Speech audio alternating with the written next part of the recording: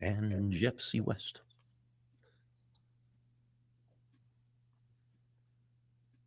Hi, everyone. Welcome to another episode of Bob and Friends. I am Bob with some of my friends. I'm a simple guy. I try not to get too complicated in naming things.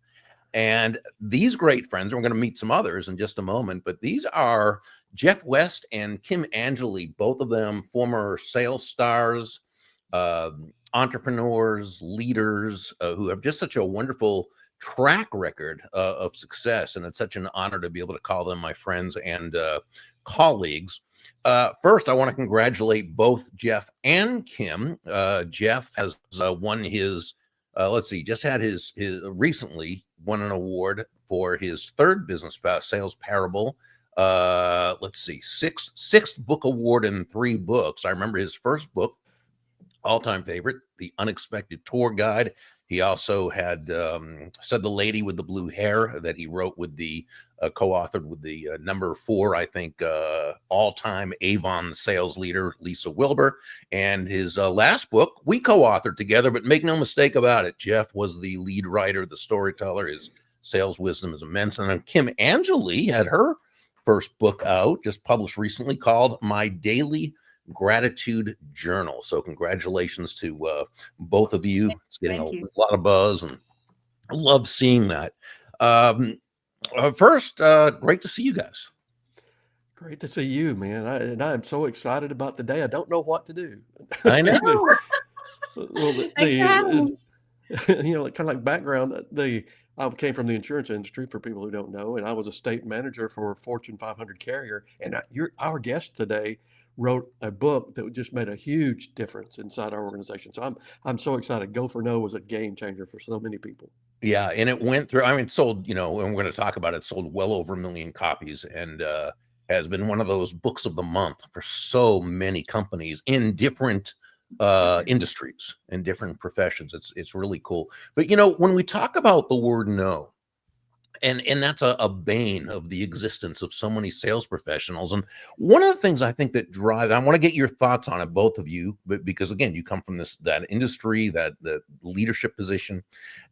I think what drives a lot of really potentially high producing, potentially very successful salespeople out of the sales business before they ever get a chance for the momentum to start is not hearing the word no. It's thinking they're the only person, the only one hearing the word no. So, they go to their sales meetings when they're starting out, and they see the more veteran salespeople with their names across the wall as top producer or all these plaques for their awards, or they go to a big convention, a sales convention, and they see all these people in tuxedos and gowns walking across stage and they think, oh, for them it was easy. Nobody told them no. They just went at it, and everybody just bought into their idea. And of course, that's not true. Just the opposite. Those people have been through tons of no's, right? What's the old saying? You have to fill a 5-gallon barrel of no's in order to get a quart of yeses. Right. But those yeses are very profitable, very lucrative. Now, so I want to ask Jeff and Kim, again, based on your experience, did you find that for the people that you led on your teams? Kim, did you ever get a no? Oh yeah, no, right.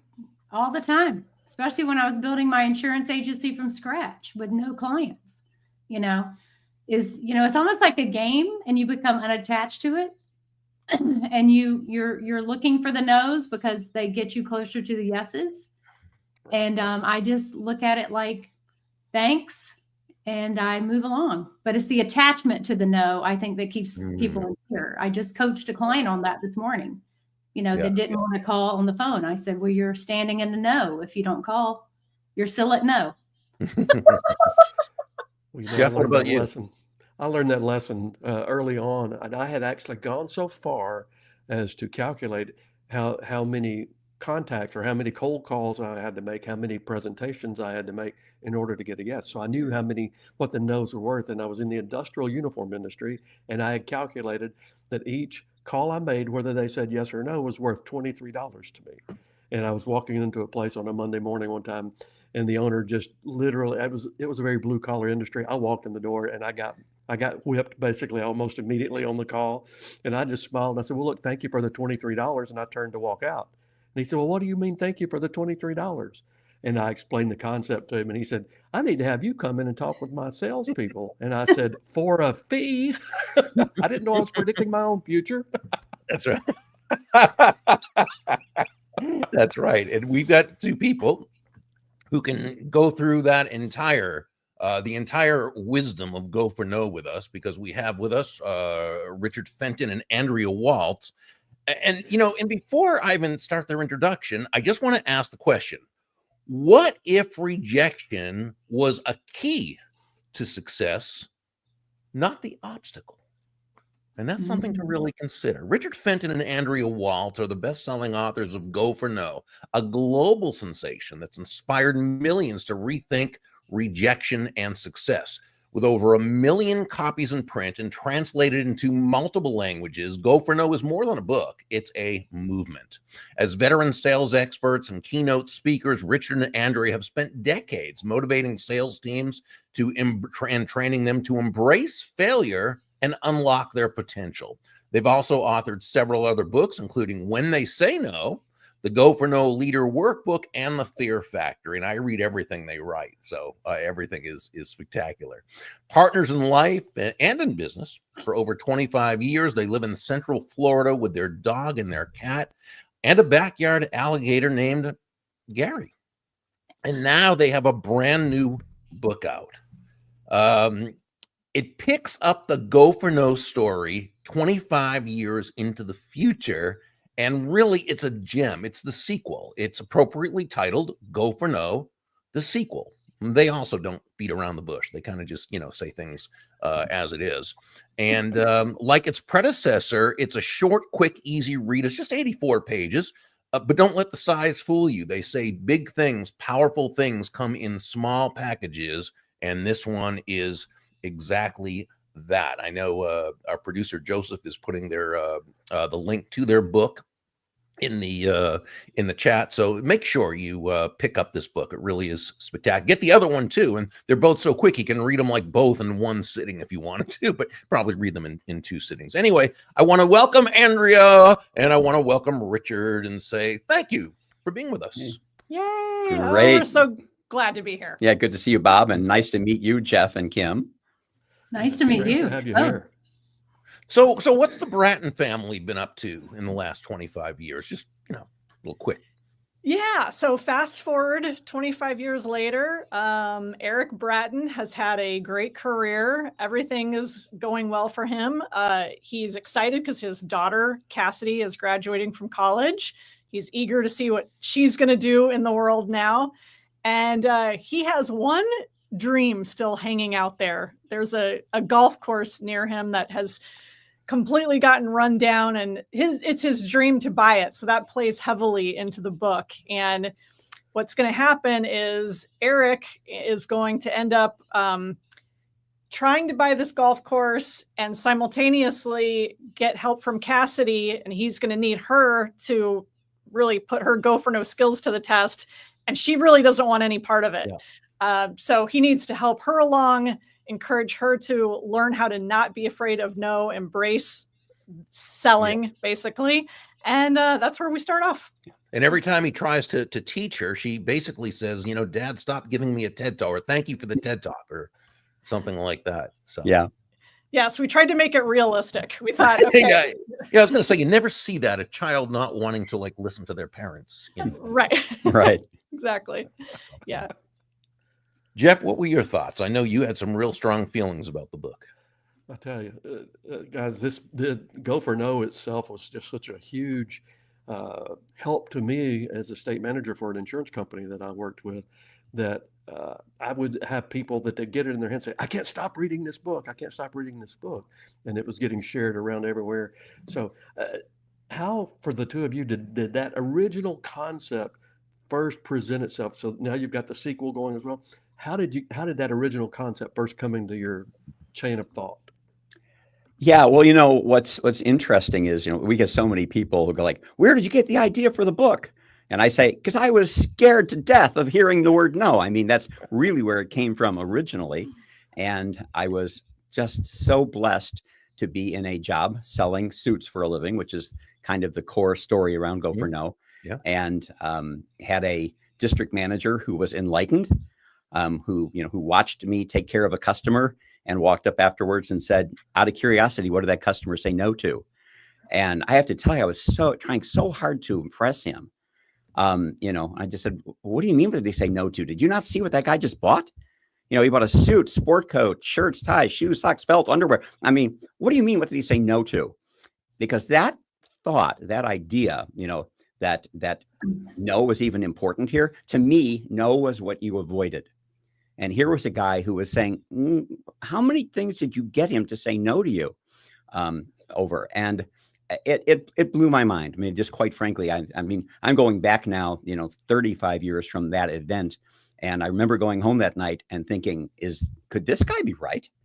I mean, could my perception of what I thought my role as a salesperson be completely backward? I thought my goal was to get people to say yes to me while simultaneously trying to avoid hearing the word no. And here was somebody who was saying, no. Yes and no they're a package deal. You don't get one without the other. And I thought, what if I go in tomorrow and actually try to increase the number of times I hear the word no? What if I just did that? And that's what I did. I went in the next day trying to intentionally increase the number of times I heard the word no. And within a year, I became an award-winning salesperson with that company, all because one person took the time to explain to me that the model of success and failure that I was laboring under was wrong. What a great mentor you had in that. Mm-hmm. Mm-hmm. And I so love the reframe because, when you think of, when you first hear Go for No, it's okay, we're going to understand that we're getting a bunch of no's, but really, yeah. And of course, yes is the destination, as you say in the subtitle, the first one. No is simply how you get there, but you're actually seeking out the no's. And that's what Eric was teaching his daughter at first when he got on the phone and was just making calls, and these people didn't know him, and he was fine when they were saying no, and he was trying to get a certain number, but he was teaching her get a certain number of no's. Go for the actual no's, because as you go for those no's, you will naturally be getting yeses. It's not go for the yeses and you'll get some no's. No, go for the no's. The more no's you can get. Yeah, and to get them quickly. Take the air out of the distance between each no. Don't get a no one day and then get another no another week and then another. It's like, can you get them closer? Can you get them more often? So many people think that when you make a sales call, the goal is to just get someone to say yes to you, and obviously that's where the money is made. Sure, but the quicker that you can get to the word no, the quicker. We have a part in the book where Eric's explaining to his daughter Cassidy, that, hey, there's 3 questions that I need to ask. Do you bring in speakers? Do you pay people? Have you got money in the budget? He goes, if the answer is no to any of those, then I'm wasting their time and ours. I need to, as quickly as possible, get those 3 questions answered before I go into the whole pitch and the whole explanation of who it is and what we do and what the value is. And so getting the no's more quickly is really central. And it does one more thing. And this is, I think, so key, that if you're going for yes and you get a no, you're disappointed because you failed. If you go for no and you get a no, you actually succeeded. Right. And you get to build on your small successes. Now, if you get a yes, that's fine too. That's great. But if you're going for no, Jeff always says he likes to ask people, his closing question is always, do you see any reason why we shouldn't proceed? He wants them to say no. It's true. Right. Right. That is a yes-oriented no question. Right. I decided that people were more comfortable telling a salesperson in general no at times. And so I was young and in my career, I used that to my advantage. I said, okay, see any reason we shouldn't go forward? Well, no. Well, Jeff, and good. that's brilliant because there's so much psychological safety, I think, in making sure that people feel like they have the agency to say no. Everybody knows that they can say no. Like everybody, obviously, we all can say no to things. But I think when I think because the majority of people out there in business and society are nice, good people, and they don't want to hurt other people's feelings, and they don't want to let them down. And I think there's a big hesitancy, right, for people to just be honest and say no. So one of the questions that we get asked a ton is, should I tell people that it's okay to tell me no? And we say all the time, absolutely. Make people feel comfortable. And when they feel comfortable, that's actually the beginning of the relationship. And I think that's kind of a distinction between where we tried to go with the sequel is we wanted to take this idea of kind of the numbers game philosophy, and Eric's kind of old school, and he is, let's disqualify and let's get the numbers. And Cassie's kind of like, I can't do that. Oh, how could I go for no in a different way? How could I go for no on my own? And that's the really kind of important next message to this. So making people feel like they can use go for no in the ways that work for them is really important. And making sure that you can give people that safety by saying, hey, no is fine. And then that's such a great foundation just to build that relationship and see where it's going. Absolutely. Yeah, giving people the out or back door, that emotional escape route, it gives them the feeling of autonomy because they know that ultimately it's up to them. The salesperson's not trying to push them into doing anything. The salesperson is sharing information, hopefully through asking the right questions and the dialogue and so forth. But ultimately, when that prospective customer or client knows it's ultimately their decision, they feel so much more comfortable. Yeah, we have a friend named Weldon Long, and when he goes on a sales call and he does his introduction, then he says, and I want you to know that no is a perfectly acceptable answer. And when he says that, he says he literally, it's like the pressure comes out. Everybody relaxes. It's like, oh, okay. And then they're listening for what's being said, knowing they can say no if they want to, instead of spending all that time in their head trying to figure out how they're going to say no and how they're going to get out of this thing. It changes the nature of the conversation. Well, you give them a sense of being safe. And when you create that feeling of safety in them, the neurology of the brain kicks in and it sets off a hugely positive emotion in the process. So later when you're asking them for that order, it connects with the logic of what you're doing. And it just makes them much more comfortable taking that next step. So it's excellent advice. Yeah. And unfortunately, I asked Andrea to marry me every day for over a year. I'm serious. I'm not kidding. I didn't miss for over a year. It was 400 times in all. And she apparently took that advice to heart and thought that no was a perfectly acceptable answer for a long time. Finally got there, though. Oh my gosh, I love it. I love it. Now, that's a go for no story, right? Well, so that just because I love the part about no doesn't mean never. That's my favorite part about your books. I think a lot of people say, oh, I got to know from them. And they just never, ever nurture that relationship. They see no as like this closing of the relationship. And sometimes it's just not the right time. Maybe they, sales is a lot like dating. And I said, well, maybe they have a boyfriend or girlfriend at the time and you want to be second on their dance card, and so how can you nurture that relationship unattaching yourself from no and serving them at your highest self? And so I think it's what I love about all of it, not just the no part as a game, how many no's can you get? Because, like Jeff and I've been in the insurance business. So it's like, thanks for buying your piece of paper. Hope you never have to use it.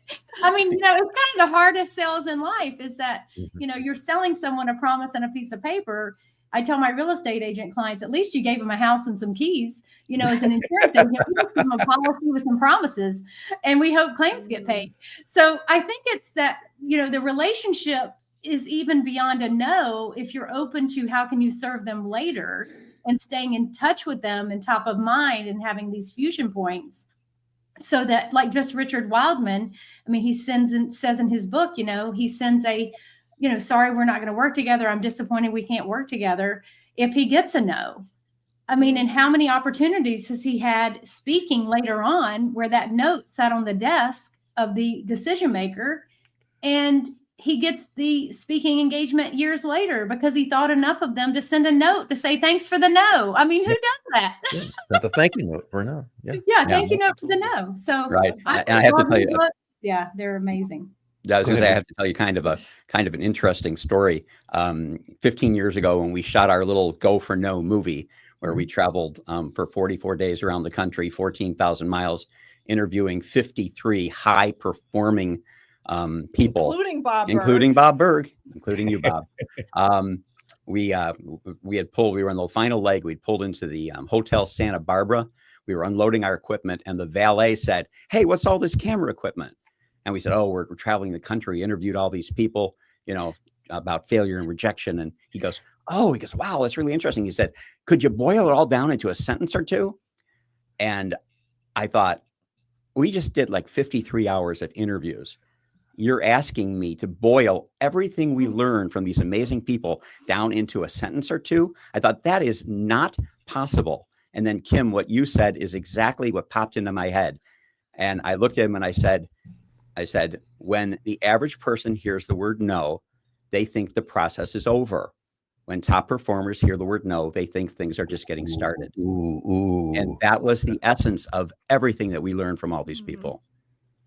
I love Will it. somebody who's listening please put that in the chat so that we can take that one with us? That was I would, but I'm not a multitasker. But it never works out well.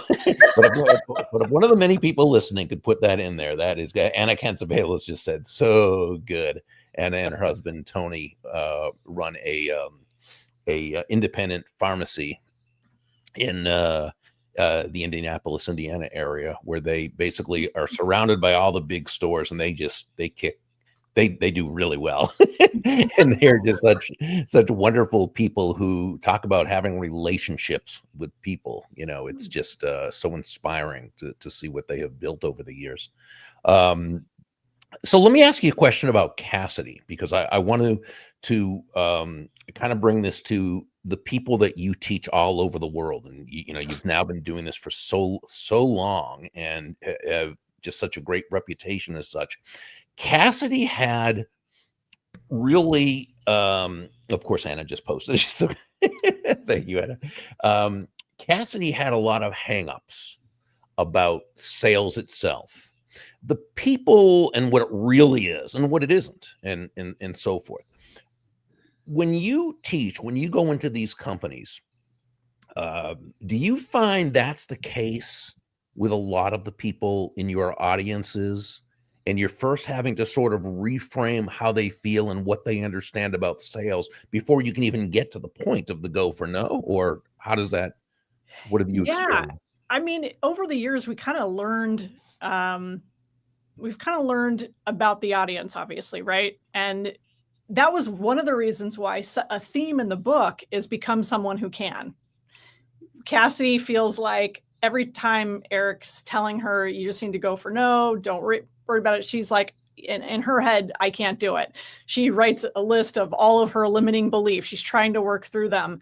And so a big part of this that we hear from people is they just don't feel capable. Bob, you've talked about this over the years. You say a lot of people go for no, get it on a logical level. Like, okay, I get the connection between no and yes. I get it logically. I get how the numbers work.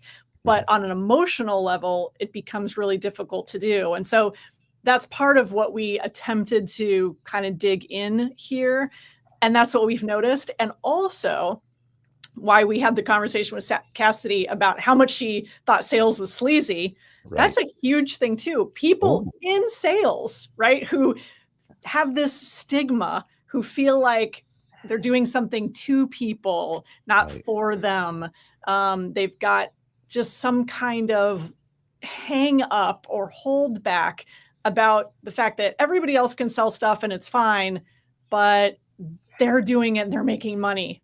And so somehow they haven't attached the value to that. And that's obviously another big theme, is that dealing with that sales is sleazy mentality.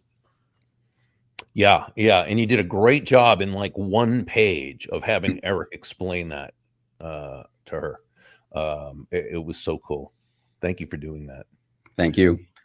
What was were there any challenges that you went through in writing this one? A sequel is always a little bit harder because you have to build on a central theme but not make it the same book. Anything you went through in that, or was it kind of, Yeah, well, to start with, the original Go for No book took 17 days to write. It was channeled. I mean, I didn't really have to work very hard at it. I knew some of the concepts and everything. I didn't outline, but it really just kind of poured out. The second book took 25 years. So to answer your question, Bob, it was a little more difficult. Part of it was just that we just got busy. We had the one book, we were promoting the one book. Suddenly we were 10 years in, and I remember saying, should we write a sequel? Yep. And we're like, yeah, we'll have to do that. And then 11 years and 15 years and 22 years. And then finally it was like, 25 years. There's something magical about that.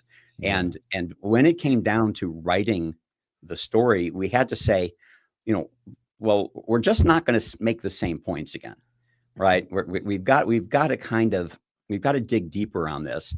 And, when Andrea said people in the audience, they sit there and they think sales is sleazy, and they think the whole process is a manipulation, right? It's us against them. It's you're on one side of the desk, I'm on the other side of the desk. We're at war, right? Your job is to say no. My job is to get you to say yes. And there's this tension. And I think it's very rare that most salespeople, very few salespeople have the ability to mentally say, wait a second, I have an idea. How about you and I, Mr. Prospect? How about we get on the same side of the desk? Why don't we stand side by side and look across the way at the product I'm trying to sell you? And why don't we together try to figure out if this is good for you? And I think that's the very rare thing, is to get people to understand that sales, that to sell is to serve. It is not to manipulate.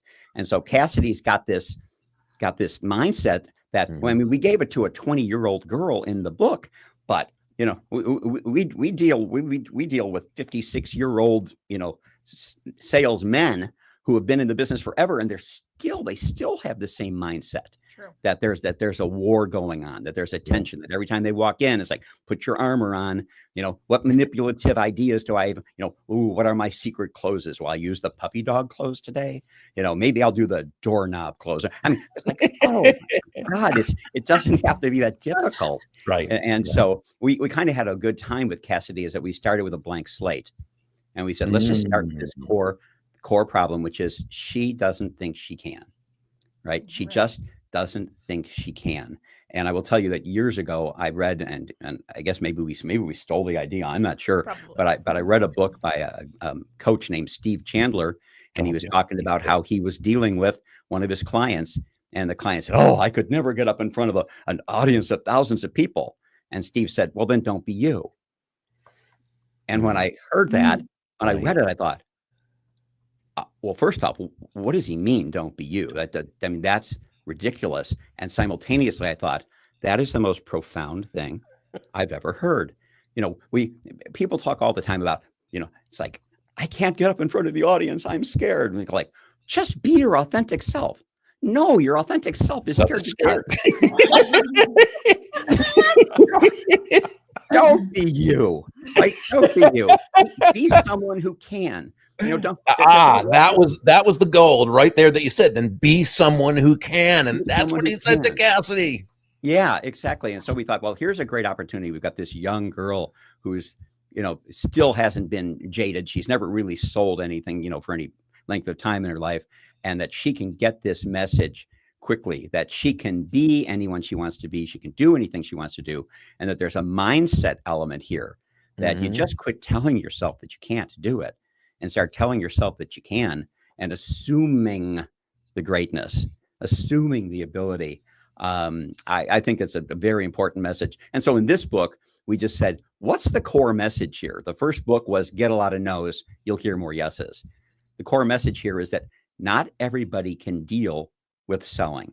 For some people, and rejection, it's just not easy for most people. And so they continually tell themselves, I can't do this. I can't do this. I can't do this. I'll never be good at this.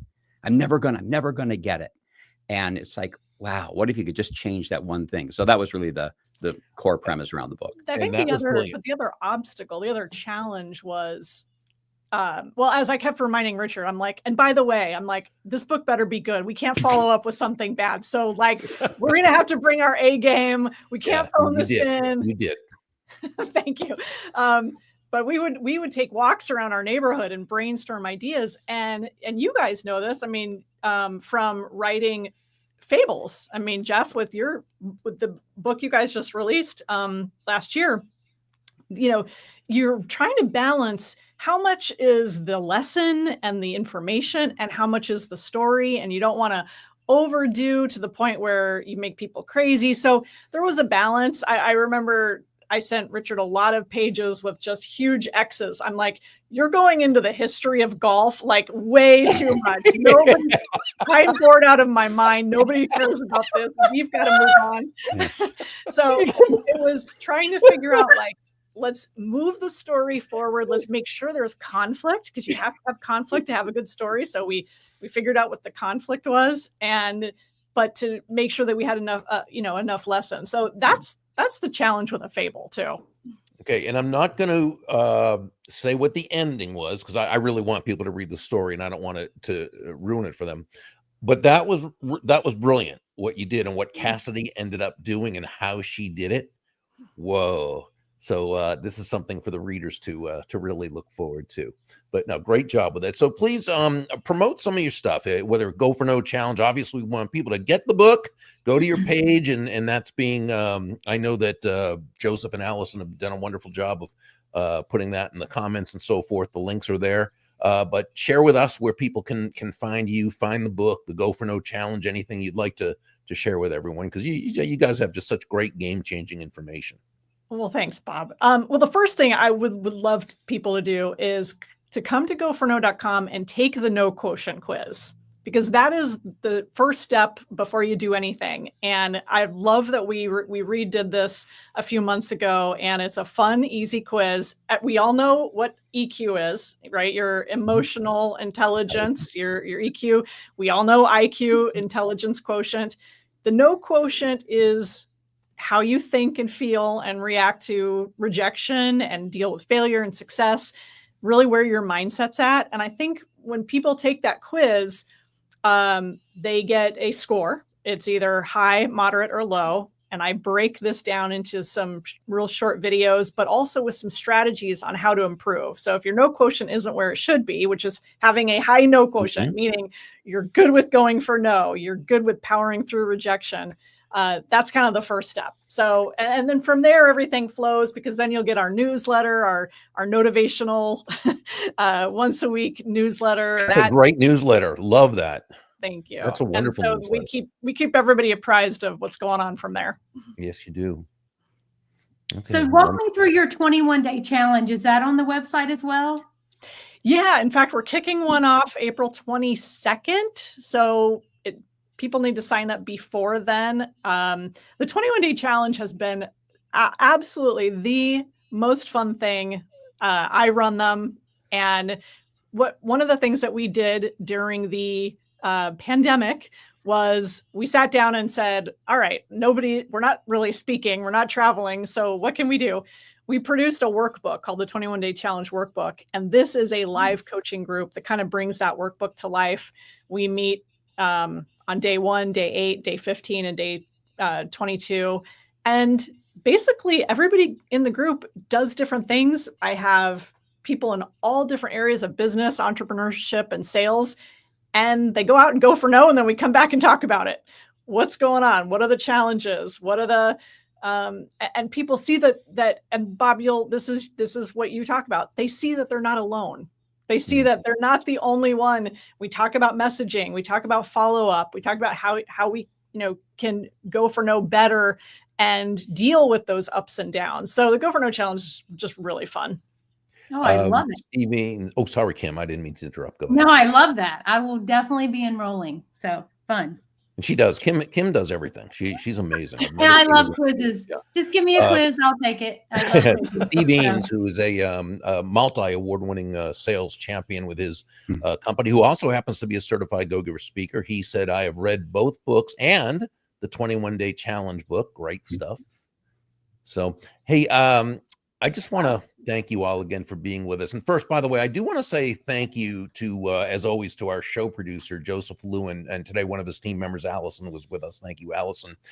Joseph is founder of Sell Through Social. He helps speakers and coaches grow their influence through live shows on LinkedIn and YouTube. Live shows an easy way to start a conversation with the people you want to know. Joseph's team also assists clients in growing their YouTube and LinkedIn platform through video-based content services. We've been working together for a little while now, and I find him to be fantastic. He's just responsive and knowledgeable and always learning more. He's a joy to work with. And just so you know, no, that plug was not a trade out. I pay him his full fee every month, and I do it gladly because he offers so much value. So check out Joseph on LinkedIn if you'd like, and connect with him.